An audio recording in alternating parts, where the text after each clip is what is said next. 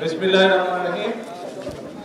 উপস্থিত সকল লয়ারবৃন্দ, উপস্থিত এলাকাবাসী, সকল উপস্থিতিবৃন্দ, আসসালামু আলাইকুম। আমি তারেক বলছি, কেমন আছেন আপনারা? আলহামদুলিল্লাহ আলহামদুলিল্লাহ। আজকে আমরা এখানে নতুন কোর্ট বিল্ডিং এর ভিত্তিপ্রস্তর স্থাপন করলাম।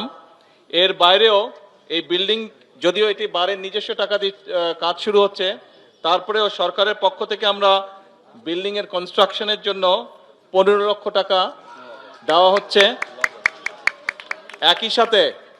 একই সাথে কোর্ট লাইব্রেরি যেটা আছে, লাইব্রেরির বইপত্র কেনার জন্য 3 লক্ষ টাকা বরাদ্দ করা হয়েছে, দেওয়া হচ্ছে, এবং মসজিদটির জন্য 5 লক্ষ টাকা এখানে দেওয়া হয়েছে।